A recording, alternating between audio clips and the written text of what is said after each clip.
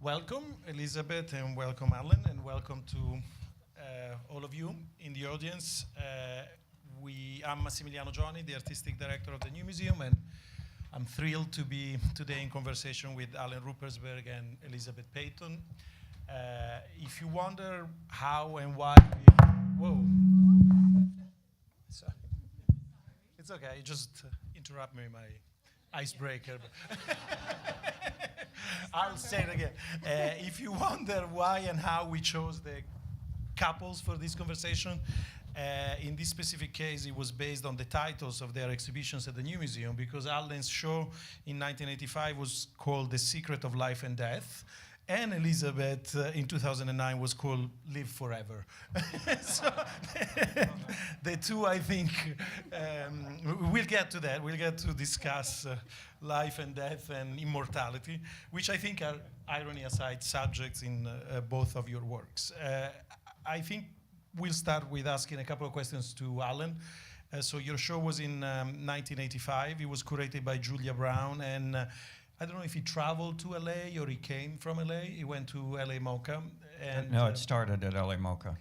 Do you want to talk a little bit about how the show developed and how did he come to the new museum? And if you have any particular memory, we are accepting any criticisms today, so good or bad memories of your experience. Well, how it came about, I don't really know for sure. But other than the fact that I was friends with Marcia,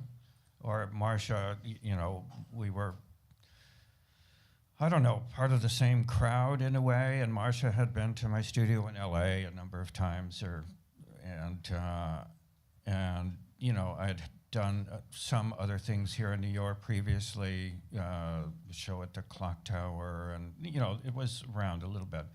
And so then when MoCA started, then I guess that Marcia just said we'd like to have it too. And the space on Broadway, of course, was a little bit smaller than MoCA at the time, which was, it's the Geffen now, it's huge. But anyway, probably the best thing that happened out of that was the fact that the new museum was about artists, and it was for artists, and so even though there was not much critical attention or talk or something about the show, but what it did was it introduced me to a new and younger generation of artists, which then I became friends with, and then began to show with in the East Village and all of that kind of stuff. So the new museum really played the role that it was supposed to, and so that was like a whole new start for me, because like I said, there'd been some work around, but not the scale of what that was. Was it meant to be a survey or a mid-career? It was like a mid-career, yeah. And you were comfortable with that? Every time, as a curator, I've now learned the trick that I never say that I want to do a retrospective, because if you do say that, artists usually get paranoid and worried and angry. And so I came up with this idea that I do introspectives, and believe me or not, it works every time.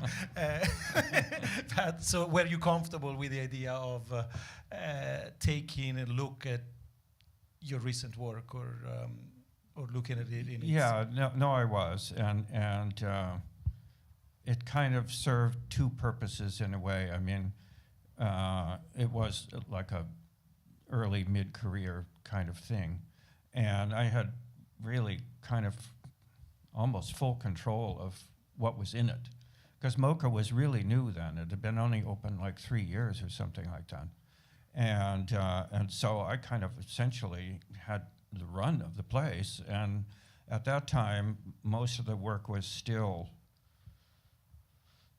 if not in my control, at least I knew where a lot of it was, and so I could kind of organize it, and I don't know, it was comfortable. I mean, it was not, a retrospective like it would be now. And Elizabeth, when we start talking about this conversation, you mentioned you have a recollection of having seen the show, perhaps? speaking of younger artists getting in touch with Alan's work. Yeah, it took me a second to remember that it had a big effect on me, actually. I saw the work, I don't know what it's titled, where you wrote out all of Dorian Gray. The picture of Dorian Gray. Yeah. And at the time, I was in school at SVA. It was probably, was it 1984? 85. 85. And I wasn't seeing a lot of work that I thought, well, anyway, I saw that and I thought it really gave me license to pursue what I was into, because I was reading a lot at the time, and Oscar Wilde was the reason I think I became an artist in a way. So I thought, well, if you can put that in a gallery, I think, maybe there's some hope for me. Did you paint Oscar Wilde himself as a subject? Yeah, many times over the years. And a lot of my early pictures are from books, from literature. And what about your exhibition? It was in 2009, and it was curated by Laura Hoffman. I think it was the first major solo show that we presented here, no? I think it was. Yeah. I think it was after your group show. Yeah. Oh, And I think it was being planned while the building wasn't made yet. Yeah. And so there was a lot of unknowns yeah. about the space.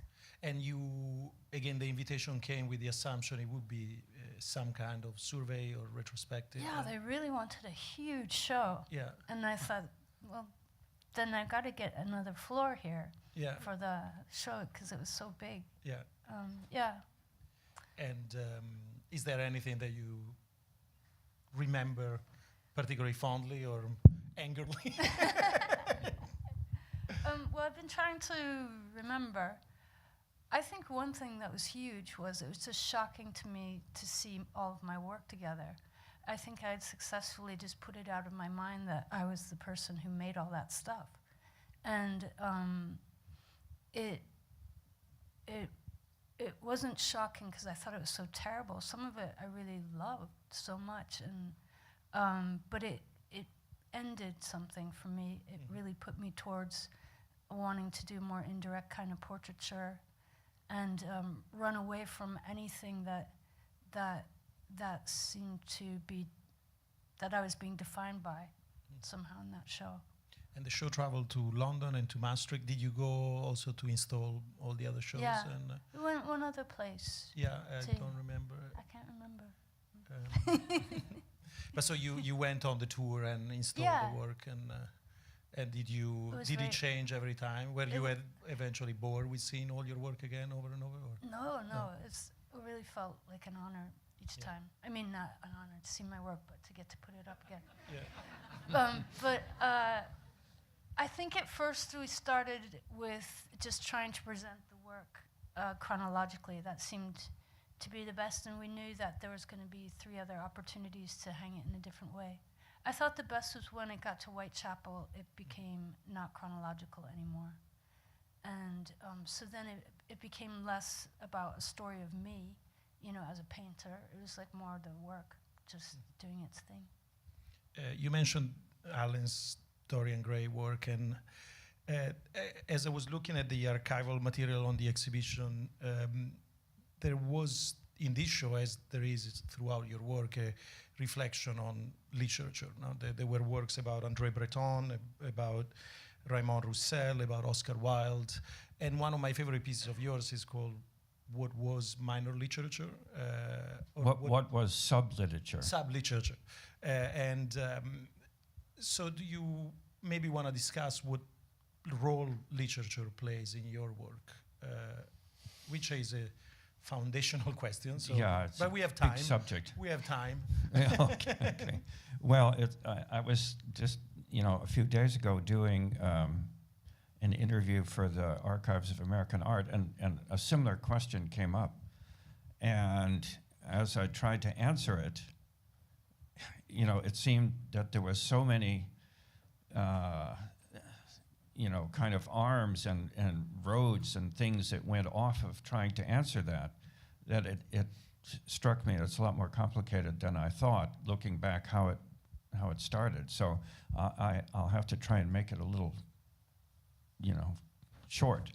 But I began to think that, when I started to put words and pictures together, the idea of reading and looking at that time, when that began, which still goes on to this day, that kind of idea of making things that revolve around that, then when you begin to use language, when you begin to use words, then I thought, well, if I'm going to do this, then I better know something about it. And so then, then there was a more of a focus on literature as a subject and a history and really how to use words. And so then that kind of evolved into making, thinking about the book as an object and the inside and the outside of the book, and so then preceding the picture of Dorian Gray, the first one that I did that really dealt with this was Thoreau's Walden, where I spent like one entire summer sitting every day transcribing Walden and turning it back into a manuscript, so that then it became an object, which then I had, kind of bound by an old German bookbinder in some beautiful pigskin manuscript box. So that preceded Dorian Gray, but that was, it's about using a certain kind of, in this case, a certain kind of book that you can take what's inside and make it into something else. And so it's very clear with Dorian Gray. It was clear to me with Walden because that's a philosophical discussion that I would sit and have with him as I wrote all of this. And then when it came to Dorian Gray, the story, of course, is about a painting and, all of that. And so it's not about just transcribing a book or doing something like that. It's like taking the inside of the book and making it into a visual piece. So that it's always that. It's like trying to take the ideas or the world of literature and make them into a visual artist, because I quickly discovered that I'm not a writer. I'm a visual artist, and so that's always kind of the fulcrum that things revolve: reading, looking, artist, writer, all of that.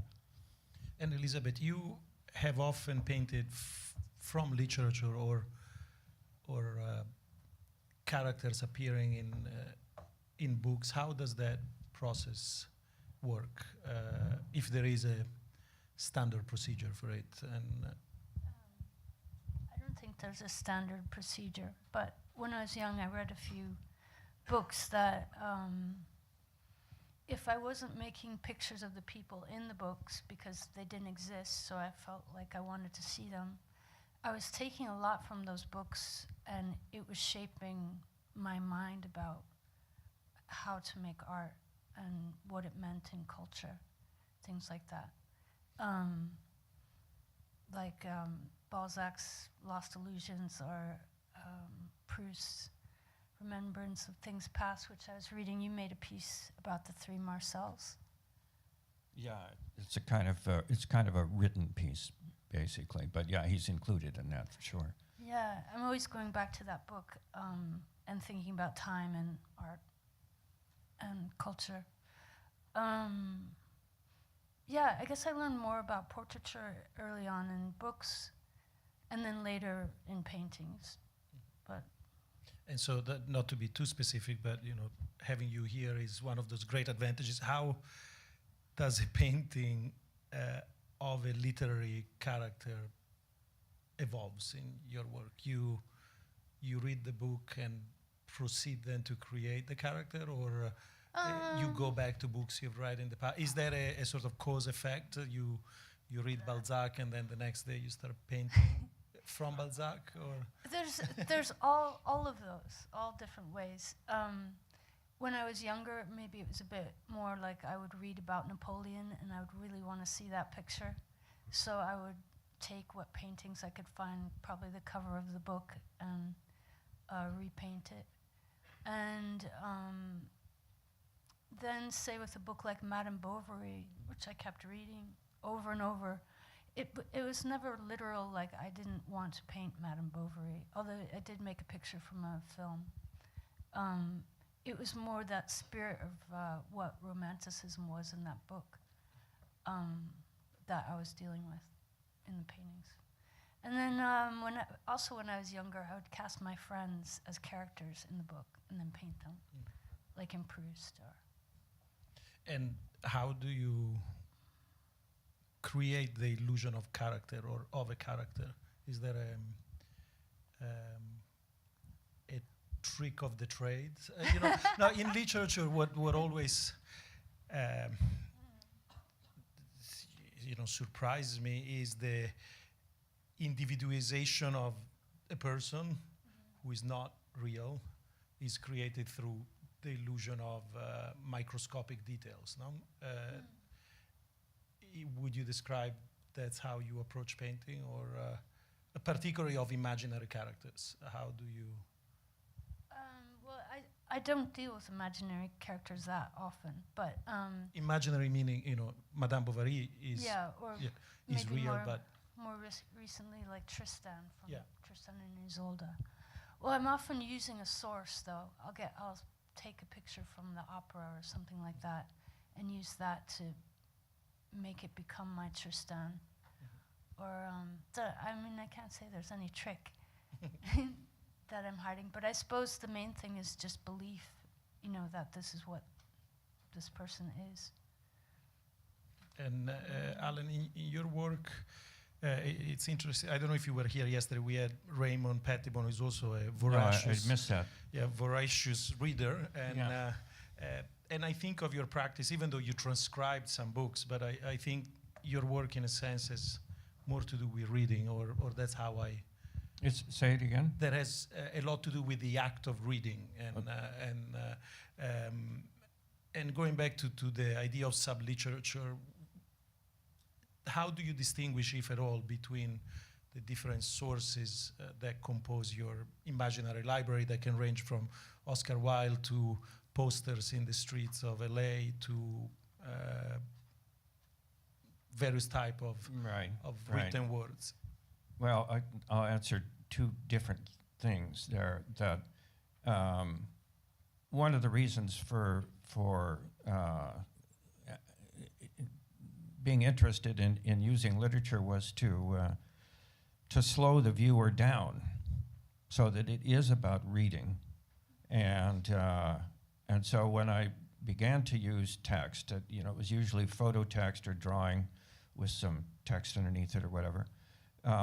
It really forced you to read, but you also had to look. But it was really about reading, and so. It's kind of twofold in the fact that it's about slowing the viewer down, and also at the same time being able to. I always felt that I couldn't include the kind of content that I wanted to include, that you can find in a book or in a fiction or any kind of novel. I couldn't figure out how to incorporate those levels of content into a visual work. And so that was part of trying to work with books and literature, was to do those two things. And then the second part about the subliterature, which really comes from reading Leslie Fieldler at the time, I remember that word. And that kind of differentiation between, high, low, trash, vernacular, whatever. I always liked both, basically, but I'm more probably informed by vernacular and trash than. Oh, I guess I had my high period when I did Dorian Gray, so I did both, I guess. Now it's difficult to transition to this question because the assumptions could be wrong. But Elizabeth, you have painted a lot of vernacular culture, not trash culture, but some might say that Kurt Cobain is not Madame Bovary, or that Jarvis Cocker is, maybe he's larger than life as some of the characters from Proust. But how? Your first show was about Napoleon, actually, no? Yeah, it wasn't just Napoleon. No, There's, but it was more of a, let's Marie say, Antoinette and Queen Elizabeth, people like that. yeah, so more historic figures. But Yeah, then I shortly after you, or maybe at the same time, you were painting. It was about a year later. Yeah, and were you painting them in the same manner? Was it a matter of memorizing the culture that was around you? They look different. I mean, a lot of those early pictures, well, I was very limited with my materials and stuff because of my station in life at that point. But so I wasn't painting that much. But with those pictures of Kurt Cobain, but at the same time I was painting Ludwig, a Bavarian. They were all done in the same manner, or with colors and. And what did they share in your view? I Those thought they had characters? a similar nobility. I mean, to me, I was very conscious about the idea of Kurt Cobain being in somebody's living room as a painting rather than a cover of a CD, that this thing was going to last a lot longer. And I felt it was very important and affected people and helped people, in many ways. So I thought that's something that's worthy of painting.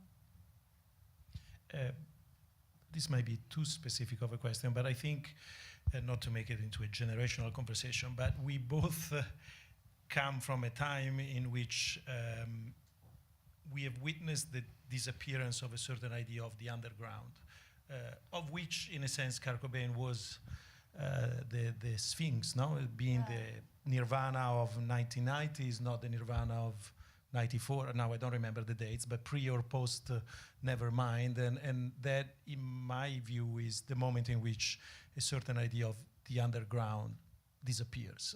On the other hand, you have been capable of creating mythologies around many subcultures of sorts, and showing that there is an underground that may be still alive. Or do you feel you are some sort of artist who has depicted different communities that were also oppositional at one point? And do you miss that? I'm not really thinking that much in terms of that. I'm thinking more about the individuals and what they do or make. I'm not. But did you? I mean, the question is, first of all, have you seen your peers that you often painted change from being marginal figures to being more mainstream? And did even your work have something to do with it? Do you think of yourself as the artist who has depicted a moment in culture that is no longer there? And was that ever a concern of yours? I mean, I think I can't say in a way myself, but I think a lot about retrieval, or pulling something out and saying this is important, and trying to save it in a way. A painting is a very good way to save something in that way. It's funny though about that underground thing. When I was thinking about the new museum coming here, I was thinking the new museum very successfully dealt with the model of underground. Most underground has a built-in thing of not being successful, and that's a problem, and that's when everything is terrible. And with that internalized conflict, you just can't go forward, actually. You just have to die or not work. But the new museum has managed to grow and do both, it seems like. I'm not just saying that too. But I've been thinking about it. It's been very much, now because we are 10 years here on the Bauer, I think that debate is less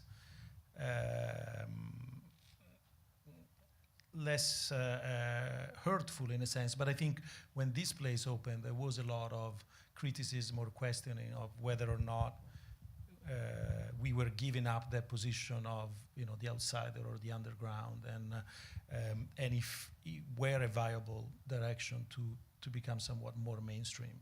But do you feel in your own work, in a sense, I think also your work registers that shift, from. Well, I identify with what Elizabeth just said in the fact that it's about retrieval. A lot of what I, tend to do is retrieve things and set them out because they need to be, remembered or reintroduced or whatever. But thinking about the underground, obviously my generation comes from when there really was an underground, when it was oppositional on many, many levels, not just the art world, but culture in general. And so I agree with you. I don't know what the underground is anymore. And I've asked students, well, is there an underground or what is it? And there's never any real clear, they can always come up with something, but it isn't really the same thing that I would have known as an underground. And so thinking about when the new museum started, it's still within the art world, or within the New York art world, the kind of position that it had. I mean, the art world is so different now that, as somebody said before, that period of time is almost as far away as Atlantis. And or Atlanta. or Atlanta, yeah. So, I think it still was, kind of on the edge there, certainly at the very beginning. And you have to grow with it anyway. So, the new museum has grown the way you have to. Actually, something that Alana Hayes told me that I found was quite significant was that because PS1 and the new museum were born pretty much the same year, and she found that it was significant that Marcia Tucker kept the word museum in the name, that right from the beginning, in fact, the idea was not to be completely oppositional or detached. The idea was very much to make a museum and also to play with the standard practices of what a museum is. So I think, as always, the definition of underground and above ground are more porous than probably we like to think nostalgically in retrospect. I have a question which maybe is too silly or banal, but interesting enough, both of you had exhibitions in hotel rooms, either because you invented a fictional one or because you rented one. And maybe it says a lot about the underground, about the need to build your own institutions. No, I'm sure you are asked this question too often, but do you want to talk about that project, the Hals Hotel, and how it developed, and could it be described as a museum of sorts? I certainly never thought of it as a museum, no. It was a way to make people do something else besides go to the gallery, because it preceded other works that were about the same thing, but also it was just a love of hotels and wanting to have my own in a way. But then when people started to show in hotels here, it was not a normal thing to do by any means. So it was like doing something different. So there's probably a similarity there. But in your case, you invented the hotel, no? The house was not a hotel. And No, the house was it your own house or? No, it was a rented house on Sunset Boulevard, because I wanted it to be in the center of Hollywood, so that there would be street traffic and a kind of tourist area where people would maybe just come in anyway. Obviously it's mostly art, related things, because it was part of a show at LACMA at the time. But I wanted to have the general public come in too, and so it was a rented house that I had for like a year, and then just worked on it and had my own hotel. And you ran it for how long as a hotel? I think a couple of months, 2 or 3 months, something Did like that. anybody actually come to the door and ask for a room? And ended up sleeping Well, in? no, the rooms were definitely booked all the time. It was But- only open on weekends, but Yeah. it was booked. But also by random tourists or... No, I think obviously there people would maybe see the sign from the sidewalk and come in, but I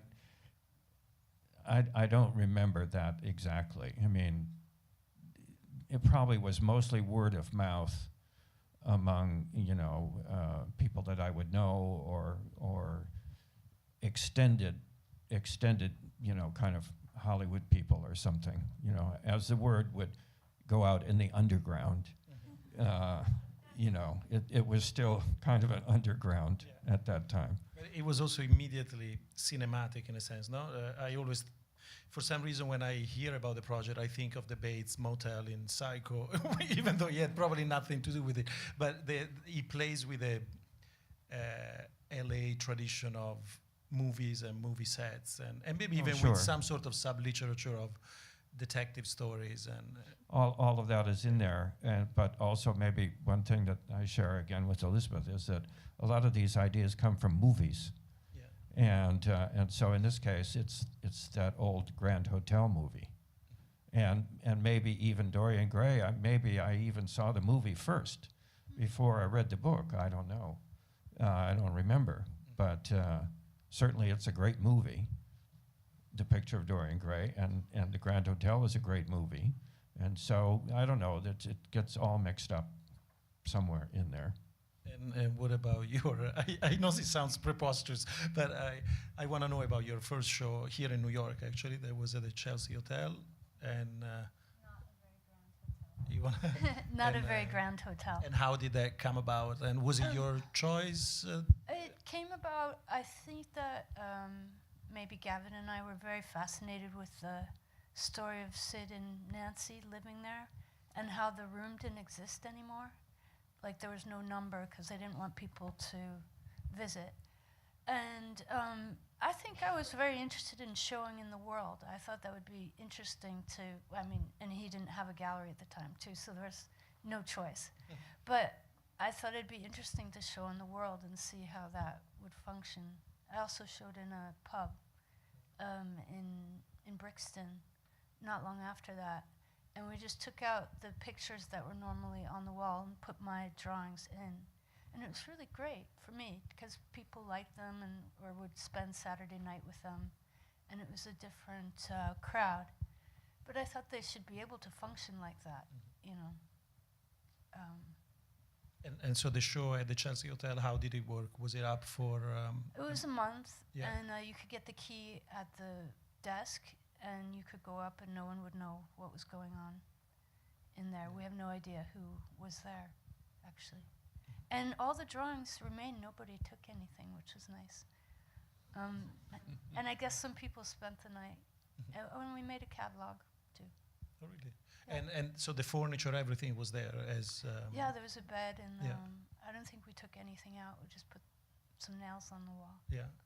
And any other unusual places where you exhibited in situations where you wanted to create a more unusual presentation of your work? And those were pretty pure as far as really being in the world and not being institutional at all. I can't remember right now, but I'm sure there have been. There was a bathroom. There was a washroom on West Broadway. That might have been my first show, actually. And there you were invited, or that's how Yeah, you there did was it? this fellow. What was his name?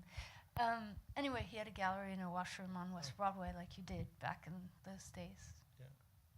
And now, actually, you both have, I don't remember if the exhibition at the Walker is still up, or... No, it starts in March. March. So well, Elizabeth, you just opened a show in Rome, no? Yeah. At the French Academy, with Rodin and Camille Claudel. Do you want to talk about this current show, how it came about? And I'm curious, that here you presented your work in a rather traditional chronological presentation, but some of your shows are also much more staged not as events, but as installations of sorts. How did you approach the one in Rome currently? And was it your choice to work with Rodin and Camille Claudel? Yes, it was. It was suggested by somebody because I had to find a French. It's part of a series they're doing where it's an outsider and a French woman you have to find. And the Freudian associations with that are like too complex. but they were offering a lot of contemporary artists, and somebody said, well, you did so much work about Camille Claudel, maybe this is the place. And there were so many things in this villa that appealed to me, that Louis XIV had started the Académie Française, and Napoleon moved it to where it is now. And so that was also a basis for me. And I didn't want to make a literal show about Camille Claudel at all. It was more the emotional feeling inside of her work. And because of that, Rodin got included in the show, because he made those beautiful portraits of her. The whole space lent itself to be more of an installation because of its history and then the work that was being included, and then I built my work around that story. Did Rodin or Camille Claudel spend time in the Academy when they were alive? I think that he may have applied to go and couldn't have. I might be making that up, but and of her work, how much could you find or borrow? Or we got 10 pieces. There's a couple Rodins, and then the rest is by her. Oh no, there's more than that of Rodin, but it's 10. And what about you, Alan? How are you approaching now the show at the Walker? How is it different from your other survey? Well, there's been quite a time lapse in between the two, which makes it very different. And like I said before, that when I did the one that came here to the new museum, it was, I had more control over it. I kind of designed, how it would work, and it was really kind of turned over to me, even though the curator and I worked together. I mean, I don't know, it was just the nature of the place at the time. And so in this case, I really turn it over to the curator so that I can really see what she's thinking about and how she puts it together. And so it's more, I'm more curious about it at this point to see, like you said, all this stuff. How did I make all this stuff? Who made all of this stuff? And so to let somebody else kind of really organize it and present it with the themes and the ideas that they draw out of it, rather than me trying to, put my spin on it. It's more like that. You both have clearly a lot of experience in presenting your own work and more or less directly also presenting the work of others, or either as source material or in this case with Rodin or Camille Claudel.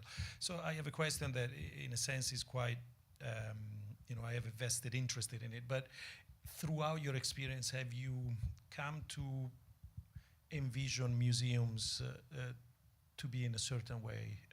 So have you dreamt of museums that you don't see out there and that you would like them to be like? I mean, in a certain sense, do you have an imaginary museum yourself, or would the museum look like from your perspective? I know you laugh, but that's what I think all day, so believe it or not. Well, I don't know. I don't want you to be doing my job. But no, but I appreciate there is a difference between, when Marcia started the new museum. There definitely was a feeling at that time about how you envisioned a museum, and I think she very consciously tried to do this idea of the new museum, and I think that existed there. I don't have those feelings now. I don't. think about that. I think about which museum I like, or which is, you know, I don't know, which one is doing what I want to see, I guess. I don't have the same feeling like in 1977 or 78, whatever it was, about what a new museum could be. I don't have that now. Well, I guess we're getting better then if you don't have big complaints. Not we as the new museum, but as museums in general. Yeah, well, it's part of the time, I guess. You know, yesterday Karsten Oehler said that we should stop architects from building museums, and artists should build museums, and architects can sometimes exhibit sculptures in them instead of the other way around. And then he said that museums should not have periodical shows. Any show should last forever. And he didn't say anything about fundraising, of course, because that's more. But so, even, you know, provocatively, do you have any radical idea of what a museum should be like? And I don't know. I mean, you answered already, but what about you, Elizabeth? I don't know.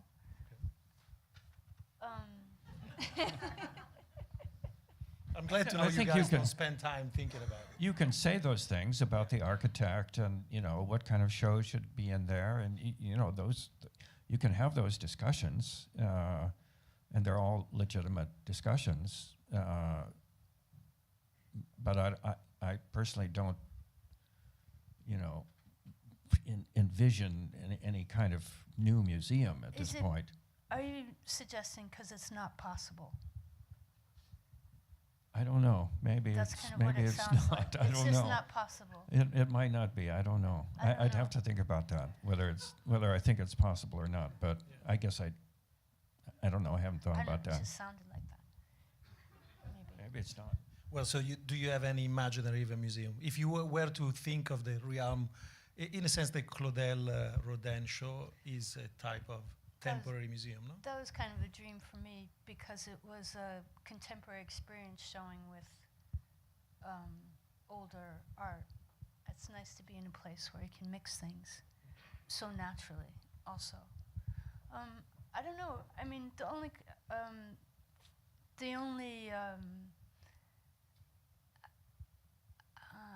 it's just so much I kind of don't even want to say.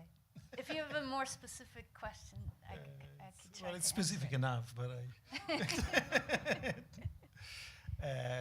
well, we have also asked in the previous conversations if you have a question for your co-panelist, Oh, and maybe I that do. will be our concluding one. So, I want to know a few things about the Dorian Gray piece and the Walden piece too. What was that experience like? Like, how did it feel? How long did it take? And did you feel changed at the end of it? I definitely felt changed Wow. after it.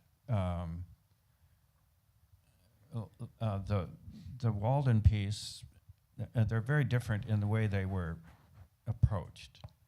Like, the Walden piece was really going back to a book and ideas that, you know, I had read in high school or wherever, and you know, realizing that at least at that time it had an effect on me, an impression.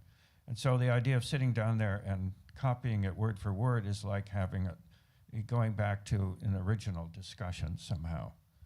And so after 3 months, I think it took about 3 months to do that. But you go and you do it every day, and you sit at your desk and you think, and you have this talk with Thoreau.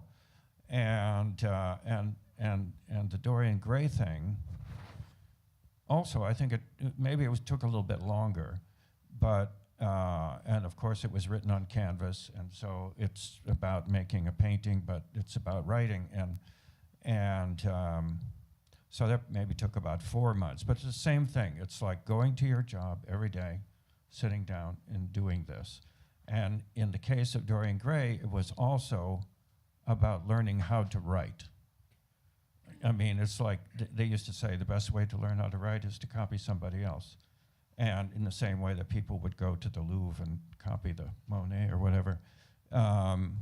You mean calligraphy, or to learn how to write? No, as a to learn writer? how to write, how to put one word in front of another.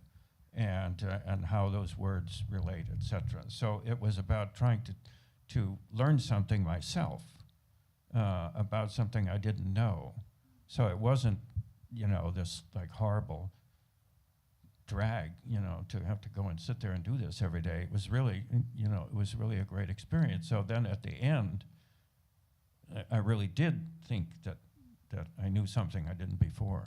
So I was changed, and I think I was changed by Walden too. I mean, obviously that led to the next work a few years later. So yeah, it's a changing experience for sure. After months and months and months of doing the same thing every day, how can you not be changed? It was. It definitely was. Do you have a question for Elizabeth? Not right offhand. I probably will think of one later. You can email her later. I'll probably think of it later, yes. Yeah. Whether she's going to paint you or not. No, I don't think about that.